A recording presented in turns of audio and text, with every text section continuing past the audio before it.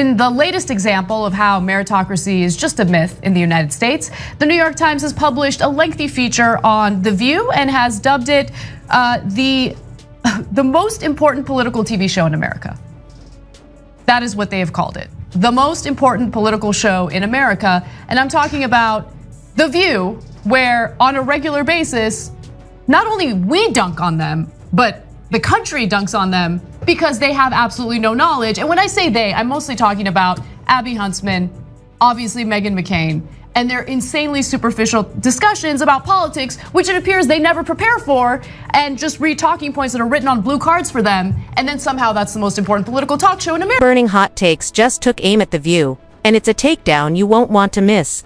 If you thought that show was just light chatter and heated opinions, think again. This breakdown pulls no punches, and leading the charge is Anna. Brace yourself. This one's eye-opening. Her moral core is magnificent. And I know you probably don't want it, you don't want to think about it, but I just feel like I would feel a lot better with you leading the FBI, the CIA, the NBC. Nope. No. Listen, like, you want to talk about undemocratic acts, guys? Bush stole an election, okay, in 2000. Was Liz Cheney doing anything about that? Yeah, no. Come on, man. Like, what? Let's stop laundering their reputations. What are we doing? Look, Whoopi Goldberg is, as my brother likes to say it, gooch. Like, she's good. She's comfortable. She's happy. And when your financial stability and your comfort is secured, honestly, politics just becomes a sporting. Anna Kasparian doesn't need hype to make an impact. She speaks with clarity, confidence, and a sharp focus that makes you stop and listen. So when she called out The View, it wasn't small talk, it was a serious call for accountability. Her point was simple. Not every opinion deserves a free pass. And the thing that's so frustrating to me is, look, I don't know what Whoopi Goldberg is aware of and what she's unaware of, right? I don't remember her commenting on politics back during the Bush era. So maybe she's totally unaware that Bush suspended habeas corpus for anyone who was simply suspected of being an enemy combatant, which, by the way, prevented individuals from legally challenging their detention. That's what that did. It was so egregious that the Supreme Court overturned the suspension of habeas corpus because it's unconstitutional. Anna doesn't waste time with polite back. She gets straight to the point, challenging weak arguments with facts and focus. The regular hosts used to tossing around quick opinions weren't ready for someone like her. She came prepared, not for drama, but to make solid points that couldn't be brushed off. Not see this one coming. Because I want to juxtapose the kind of life Whoopi Goldberg lives and what average Americans are struggling with right now.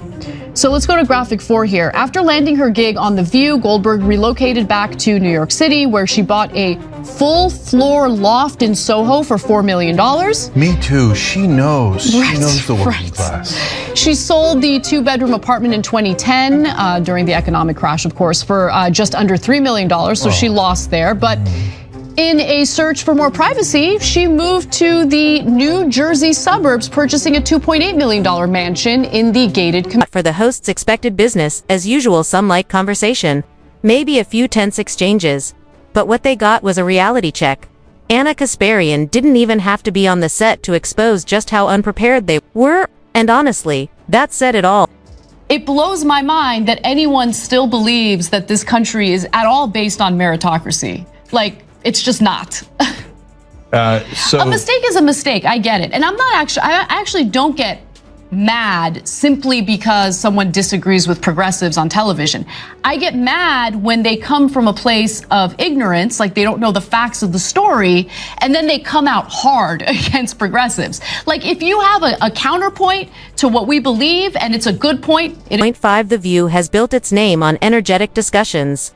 But let's be real, it's often more about show than substance. They talk like they're diving deep into politics, but most of it feels like background noise. Over the years, the hosts have leaned more on fame and volume than real insight.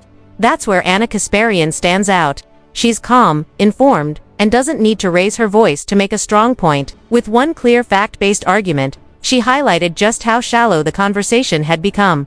And the kicker: She did it all without even stepping onto the set point. These older women, let's keep it real, who are laughing because they find it ridiculous, but they forget that the vast majority of people don't have cushy TV daytime jobs, right? Where they're still raking in the big bucks and they don't have to worry about their financial future. For a lot of Americans, in fact, most Americans, once you hit a certain age, if you get fired, if you're in your 50s and you lose your job, you get laid off.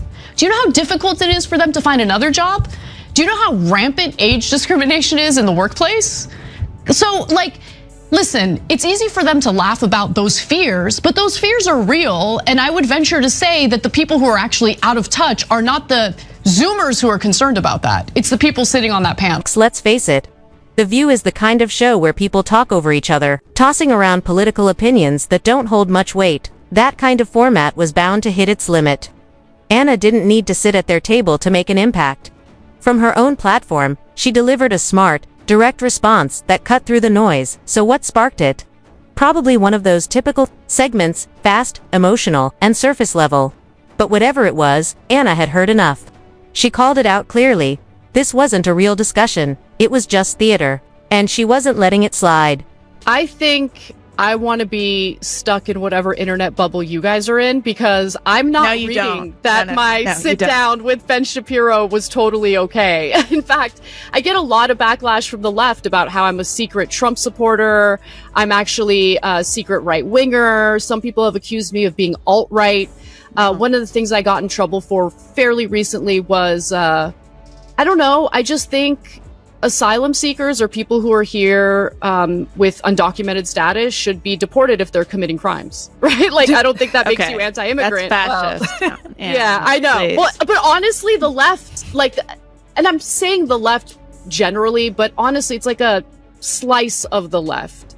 They will call you anti-immigrant or xenophobic, bigoted, whatever, anti-immigrant for just wanting to have law and order. Even Anna Kasparian didn't need to sit on the View's panel to make her point. From her own space, probably watching with a coffee in hand, she calmly took apart the show's usual routine. While the hosts relied on emotion and dramatic reactions, Anna clearly explained what was off about their approach. She didn't need their set or spotlight. From the outside, she showed exactly where their arguments fell short with confidence, clarity, and no fuss. As they talked politics and women's rights, Anna cut through the noise with real insight. She wasn't even in the room, but her words hit harder than anything coming from the panel. I've been watching your evolution and your sort of speaking out about your ideas with great interest. It's been very interesting. I feel like in some ways I experienced something similar myself, where I was certainly more, I think, on the left 10 years ago than I am now, for sure. I would never have described myself as a liberal past college. But I see what you're going through, and I think a lot of people can relate to where it's like you just get so aggravated with shit breaking down that you believed in.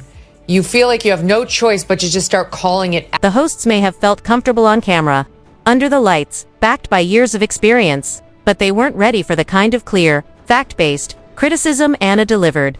She didn't shout or talk over anyone. She just told the truth, directly and simply. And from outside the studio, she managed to show just how shallow some of their takes really are. The issue: The View often feels like a loop, hosts agreeing, circling the same points, rarely digging deep or offering real proof. On TV, that can pass, but once someone like Anna steps in and points it out, the whole act starts to unravel. That's why it feels like it almost feels like you're rubbing it in our face when you say that. And I know they don't mean to do that. Yeah, I agree with that. But I do think that for people who deliver the news or discuss or analyze what's happening in the country, it's a big problem when you look at pretty much every news organization and realize a lot of these people went to Ivy Leagues, a lot of these people come from affluent families, a lot of these people are totally disconnected from the vast majority of Americans and the struggles they. Anna Kasparian isn't in this for fame. She's in it to speak the truth, and she's not afraid to say what a lot of people are already thinking. So when the hosts made one of their usual vague comments, maybe about working class struggles or the education system, Anna didn't let it slide. She asked the question so many viewers have probably thought for years: do you even know what you're talking about? But she didn't just throw shade. She broke down their points with real facts. Not to be harsh, but because someone had to say it. While the hosts tossed around buzzwords like social justice and representation, Anna reminded everyone that these are serious issues that deserve more than surface-level talk. She came with knowledge, not slogans, and that's something the show just couldn't keep up with. They're on the broad left, or someone who just doesn't agree with the idea of Donald Trump leading this country again. Do you find ways to work with the incoming administration, or do you try to fight the administration every step of the way? Well, the ladies at The View have differing opinions on this. You just heard from Alyssa Farah Griffin, who thinks that, well, there are some areas where I agree with Trump. Maybe we can look to the positives here. Others disagree. Let's take a look. I'm going to wait and see. He's not been sworn in yet. I'm somebody who probably agrees with 75% of his policies. If he focuses on creating jobs, on bringing down the cost of living, securing the border in a responsible way, and being tough on America's adversaries, I'm all. Anna didn't just call out The View. She went step by step, showing how little real substance was behind their arguments. The hosts seemed caught off guard, maybe thinking that their fame or confidence would carry them through. But Anna's clear, fact-driven response made that impossible. She didn't need a spotlight. Her words did the work. Direct.com, and impossible to ignore. The reaction from the panel, predictable. They dodged the facts, leaned into emotion, and acted like they were under attack. But Anna didn't flinch. She stayed on topic, answered directly, and calmly revealed just how thin their arguments really were. Every time they tried to spin it or change the subject, she brought it back to what mattered. The truth. It was steady, smart, and effective.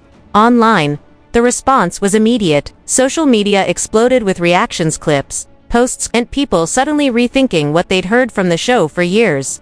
The polished image of The View started to crack. And for the first time, a lot of viewers began to wonder, is there actually any depth behind what they're saying? The hosts didn't have a strong comeback. Not only were they out-argued, they were outclassed, and that's what made the moment hit so hard. Anna wasn't just there to prove a point. She made a statement about the kind of commentary we should demand from media: smart, informed, and honest. The View will keep going, same format, same voices, but now, more people are watching with a sharper eye because someone finally stood up and held them accountable.